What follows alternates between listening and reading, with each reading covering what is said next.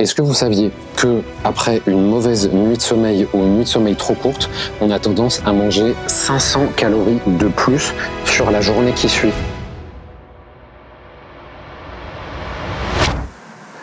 Bref.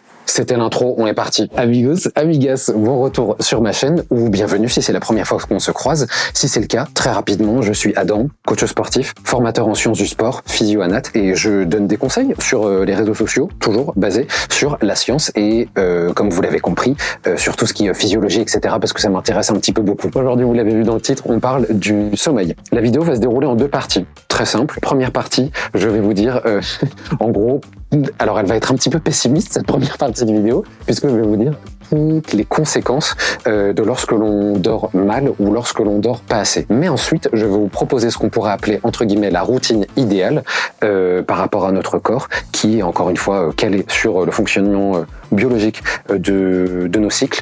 Donc ça, ce sera la deuxième partie. Encore une fois, ce sera une routine idéale, donc je ne sais pas si vous pourrez mettre tout en place, mais on part déjà pour la première partie. Go! Bon, comme vous l'avez vu, là on part sur la première partie qui est pas forcément très fun.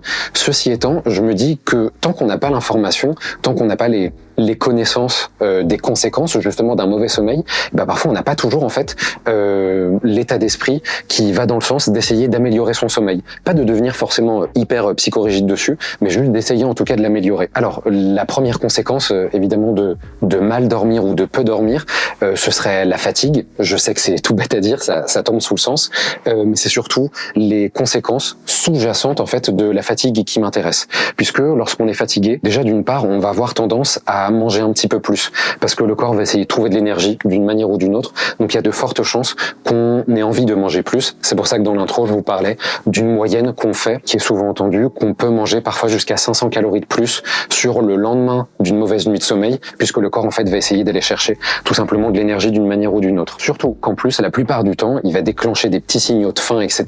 Et puis il va faire ça de manière très vicieuse. Très souvent il va nous donner envie de sucre, parce que le cerveau le sait, le sucre est une source d'énergie qui est disponible en fait tout de suite, ça lui donne un coup de boost, un coup d'énergie, donc très souvent on va avoir envie de choses qui sont très sucrées, et on l'avait vu dans un nombre incalculable de vidéos précédentes, que le sucre ensuite va amener un pic de glycémie, donc un pic d'insuline, etc., et en fait la machine est en route et vous allez avoir envie de sucre quelques heures plus tard, à peine, une fois que les taux d'insuline seront redescendus. Donc ça c'est le premier point qui du coup peut être dommageable, pardon, j'en perds ma bonne diction, peut être dommageable par exemple pour les personnes qui souhaitent perdre du poids, puisque si on veut perdre du poids, souvenez-vous, c'est déficit calorique. Si on mange plus de 500 calories sur un jour où normalement on n'aurait pas ingéré ces 500 calories là, et bah du coup le déficit calorique on passe forcément à côté. Donc ce serait dommage de ce point de vue là. Ensuite il y a un autre point dont on ne se rend pas forcément compte tout de suite, ce serait par rapport aux hormones. Et je vais vous parler en fait de différentes hormones qui sont régulées plus ou moins autour du sommeil, mais qui surtout lors du sommeil, enfin pendant la nuit, pendant une nuit qui est a priori assez longue et surtout d'un sommeil réparateur, on a normalement toutes ces hormones qui sont plutôt basses pour certaines ou élevées pour d'autres, et là justement ça peut complètement dérégler ça. La première hormone dont je vais parler, c'est ce qu'on appelle le cortisol. Le cortisol, c'est l'hormone du stress. Alors le cortisol, on en a besoin, il est naturellement présent dans le corps, donc je ne veux pas du tout diaboliser cette hormone, on en a besoin le matin, c'est cette hormone qui justement vient nous réveiller. On a un pic de cortisol justement sur la matinée, et puis après ça redescend un petit peu au fur et à mesure de la journée, mais ça met le corps en mouvement, ça met le cerveau en mode réveil, etc., donc on en a besoin. Ceci étant, à partir du moment où ça devient vraiment une hormone qui n'est pas sécrétée de manière naturelle le matin en pic et qui après redescend, mais qui justement reste assez élevée au final pendant la nuit, et ce sera la conséquence première, notamment d'avoir une nuit soit qui soit courte ou alors d'un sommeil qui soit peu réparateur, avec un taux qui reste élevé de cortisol. Au final, c'est comme si on laissait notre corps quasi tout le temps dans un état de stress. Et ça, du coup, il aime pas du tout. Il aime pas du tout le corps. Donc, des taux de cortisol élevés sont corrélés avec tout ce qui peut être des troubles anxieux de manière générale. Et puis surtout, c'est tout bête à dire, mais quand on a des taux de cortisol qui sont élevés, très souvent, en fait, ça va empêcher un petit peu le corps d'aller justement déstocker le gras, d'aller utiliser des bonnes sources d'énergie, etc. Donc, si le cortisol est déréglé, on passe à côté de nos objectifs sportifs notamment, et puis évidemment l'aspect santé qui rentre dedans, mais si là on parle par exemple d'objectifs sportifs, c'est sûr que ça peut être un frein d'avoir des taux de cortisol qui restent élevés. Évidemment un mauvais sommeil ne serait pas le seul responsable de ça, je tiens à le préciser. Il pourrait y avoir par exemple un environnement qui soit toxique, un environnement familial ou un environnement au travail qui du coup crée énormément de stress, qui pourrait totalement jouer sur ces taux-là aussi. Mais si en plus de ça, on n'a pas un bon sommeil derrière, forcément là c'est le cercle vicieux, c'est la dégringolade. Deuxième hormone dont je voulais parler, c'est ce qu'on appelle la gréline. Et vous allez tout de suite comprendre le rapport avec ce que je disais précédemment. La gréline, c'est l'hormone de la faim. Et il se trouve que ça a été observé de très nombreuses fois que lorsque on a encore une fois une nuit soit trop courte ou alors d'un sommeil qui n'est pas réparateur, que la gréline, l'hormone de la faim, reste en fait assez élevée tout au long de la journée. Et c'est elle, en fait, qui fait qu'on a faim durant la journée, donc qu'on va manger plus, qu'on va consommer plus de calories sur cette fameuse journée-là, et qu'on va avoir un petit peu plus envie de sucre. Donc deuxième hormone qui du coup serait un peu déréglée à cause de ça. Troisième hormone qui elle peut concerner les gens qui par exemple font une prise de masse ou alors veulent construire un petit peu de masse sèche. Et donc il n'y a pas besoin de faire une prise de masse pour vouloir construire de la masse sèche, même pour une perte de poids c'est important. Et ça c'est ce qu'on appelle l'hormone de croissance. En anglais on appelle ça la GH, Growth Hormone. L'hormone de croissance, elle est tout simplement essentielle pour la récupération musculaire durant la nuit, mais aussi pour pouvoir justement reconstruire comme il se doit les fibres musculaires, peut-être les reconstruire plus grosses, plus fortes, etc. Si jamais vous avez un mauvais sommeil, l'hormone de croissance justement n'est pas bien sécrétée ou n'est pas sécrétée en quantité suffisante, et donc on peut se retrouver avec des conséquences du type certaines personnes qui ont plutôt une bonne alimentation, qui font plutôt bien leur séance de sport, mais qui pourtant n'arrivent pas à aller direction leurs objectifs. Eh bien peut-être que ça pourrait venir de là si jamais il y a un sommeil qui malheureusement n'est pas de bonne qualité. Et on s'arrête pas là les amis, puisque je vous parle encore d'une autre molécule, et cette fois-ci cette molécule c'est ce qu'on appelle l'adénosine. L'adénosine, en l'occurrence, c'est une molécule qui, elle aussi, est naturellement créée par le corps. Il s'avère que tout au long de la journée, en fait, on va créer de l'adénosine et surtout, on va venir l'accumuler tout au long de la journée et notamment une grosse partie qui va s'accumuler à l'intérieur de la boîte crânienne, donc tout autour du cerveau.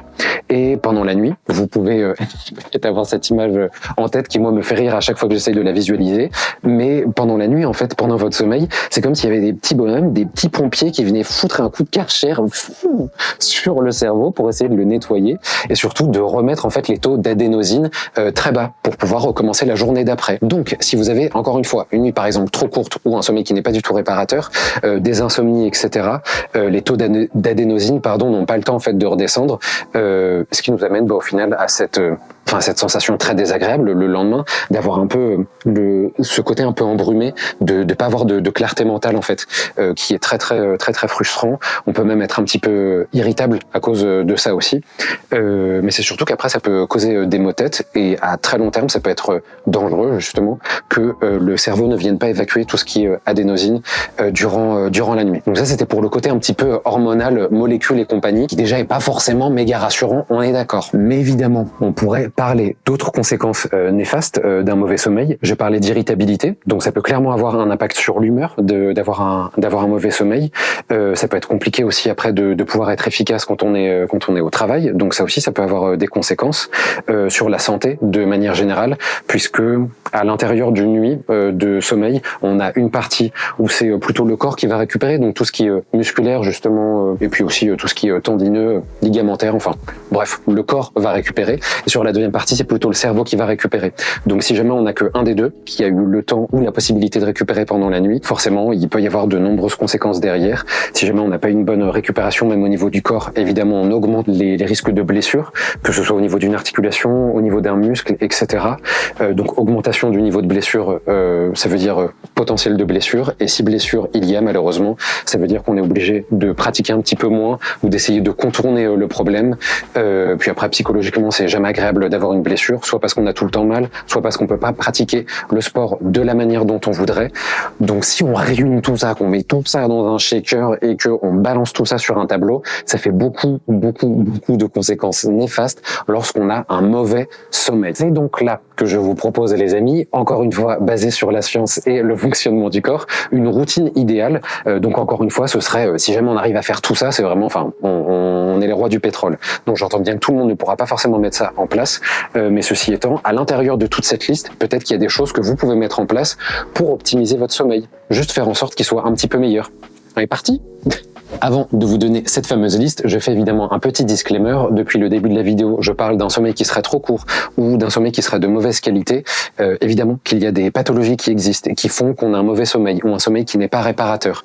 Si par exemple vous êtes sujet à des insomnies, imaginons que vous mettez de très nombreuses heures avant de vous endormir, ou à l'intérieur de la nuit vous vous réveillez, vous ne pouvez pas vous rendormir pendant des heures, ou imaginons peut-être même que vous faites de l'apnée du sommeil et que vous le savez pas forcément encore, et du coup vous dormez quand même assez longtemps mais vous êtes toujours fatigué pendant la journée, etc. Là on est sur des vraies pathologies qui peuvent toucher au sommeil, et à ce moment-là je vous recommande évidemment de vous rapprocher d'un professionnel de la santé du sommeil qui existe évidemment pour essayer de traiter ces problèmes-là. Maintenant que c'est dit pour le petit disclaimer, on passe à cette fameuse routine idéale. Encore une fois, je dis bien que c'est idéal puisque j'ai tout à fait conscience que tout le monde ne pourra pas forcément mettre complètement ça en place. Ceci étant, je tiens à préciser que cette fameuse routine idéale tourne autour de ce qu'on appelle le cycle circadien. Si vous n'êtes pas familier avec cette expression-là, le cycle circadien, c'est le cycle de 24 heures autour duquel, plus ou moins, le corps va fonctionner, tout simplement. Ça fait depuis des millénaires que du coup on est sur cette planète, a priori, et qu'on a tout simplement un rythme qui est calé un petit peu sur le soleil par rapport au lever du soleil et au coucher du soleil, puisque, spoiler alerte, il y a des millénaires où on n'avait pas l'électricité. Voilà. On n'avait pas de petites lampes pour s'éclairer pendant qu'on filme une vidéo YouTube, et on n'avait pas non plus le feu à une époque donnée même. Donc nos ancêtres se sont calés tout simplement sur le rythme du soleil.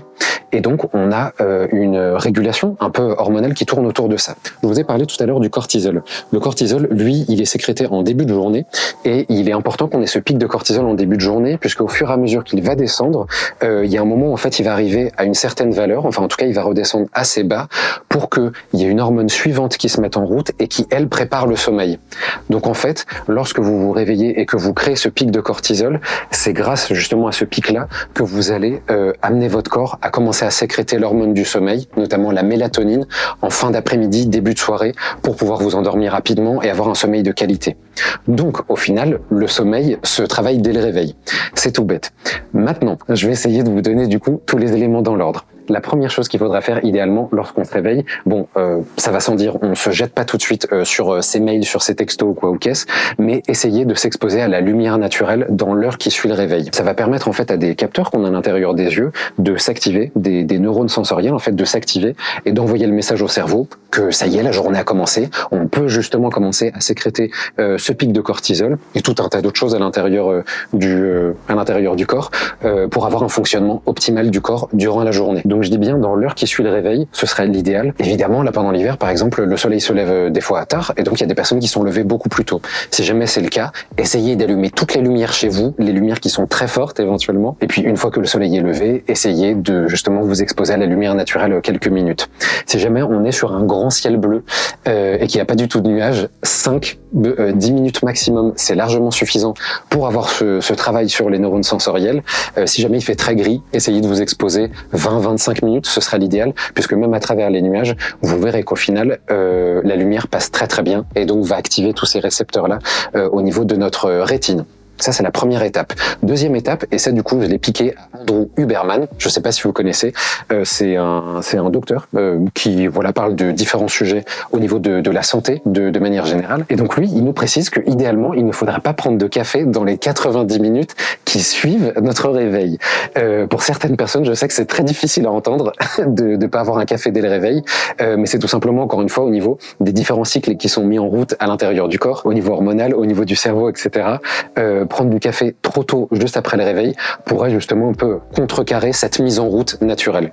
Donc à partir de 90 minutes après le réveil, c'est ok. Autre élément suivant, donc je parlais de la lumière, l'exposition à la lumière naturelle dans l'heure qui suit le réveil, mais idéalement aussi le soir, au moment du coucher du soleil, pour pouvoir justement envoyer le message au niveau des fameux récepteurs dans les yeux que ça y est, le soleil commence à se coucher et donc on peut commencer à sécréter tout ce qui est mélatonine et compagnie, donc hormones du sommeil. Pour que vous ayez du coup l'explication explication de pourquoi le soir, pourquoi le matin. Il se trouve qu'en fait les récepteurs dont je parle au niveau de la rétine sont situés plutôt sur le bas de la rétine, donc à l'intérieur de l'œil, pas ici au niveau des jolies cernes que j'ai sous les yeux, mais donc à l'intérieur des yeux sur la partie basse. Ce qui veut dire que donc le matin, quand le soleil commence à se lever et qu'il est haut, et du coup je vais essayer de représenter ça bien. Du coup on a les rayons qui viennent du haut et qui vont sur le bas de l'œil, donc on capte cette lumière là.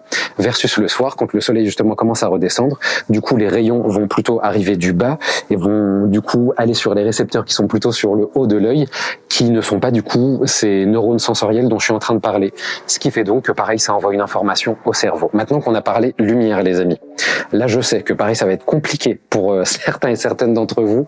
Idéalement, il faudrait éviter les écrans 1 à 2 heures avant d'aller se coucher. Tout simplement parce que les écrans sécrètent alors ça y est, genre les écrans ils ont des hormones. Les écrans diffusent ce qu'on appelle de la lumière bleue. Et la lumière bleue par le cerveau est interprétée comme de la lumière naturelle. Donc si vous regardez la télé à 23h, pour le cerveau toutoulou-pipoup, on est encore bon. En fait le soleil il est levé, donc je vois pas pourquoi j'irai me coucher. Donc ça c'est pour l'aspect lumière bleue. Évidemment qu'il y a des filtres anti-lumière bleue qui existent sur des lunettes de vue ou alors des lunettes qui sont juste faites exprès avec des filtres bleus comme ça.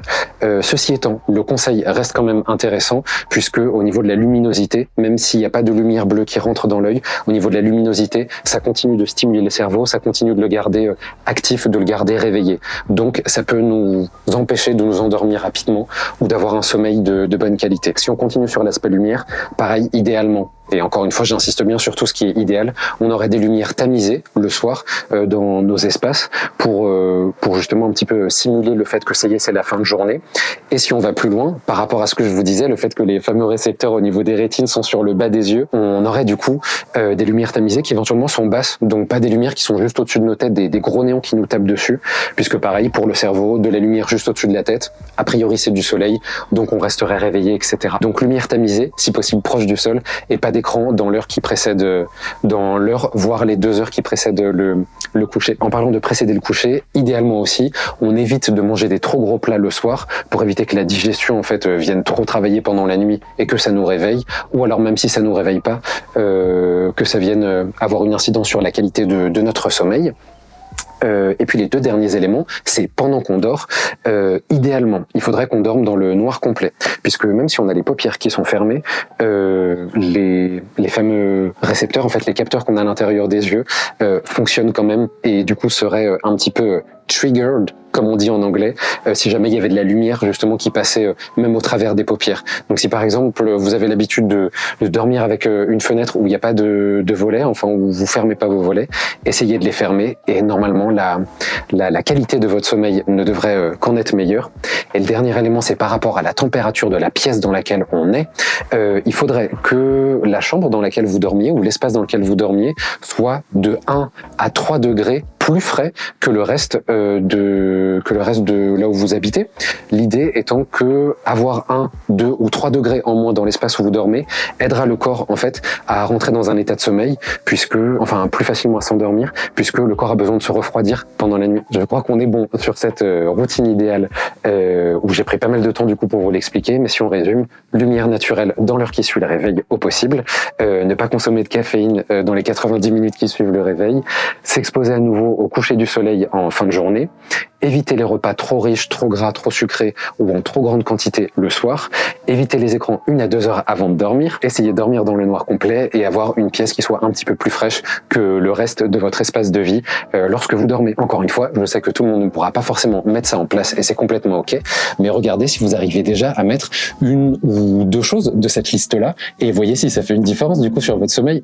Personnellement, la grosse différence que j'ai vue, c'est par rapport à l'exposition naturelle au moment de me réveiller. J'ai vraiment vu la différence sur mes taux d'énergie sur la journée qui suit. Et puis les fois où du coup j'ai pas d'écran pendant l'heure qui précède le coucher, je vois aussi la différence. Je m'endors, je crois, en 24 secondes top chrono. Donc voilà, essayez certaines choses, essayez-les toutes si vous pouvez, et vous pourrez m'en dire des nouvelles dans les commentaires ou directement en DM. Amigos, amigas, cette vidéo touche à sa fin. J'espère qu'elle vous a plu, qu'elle vous a donné des petites idées pour peut-être optimiser votre sommeil. Si vous aussi vous avez des conseils ou des habitudes ou même des petites routines pour pour votre sommeil. Et n'hésitez pas à me les mettre en commentaire, j'en suis très curieux et on verra justement s'il y a des petites explications scientifiques autour de ça. Dans tous les cas, je vous laisse, si la vidéo vous a plu, mettre le petit pouce en l'air, vous abonner, activer la cloche pour soutenir la chaîne, etc. Et on se revoit très bientôt, puisque YouTube, c'est 2 fois par semaine, mercredi et dimanche. Bisous, bonne soirée, salut tout le monde.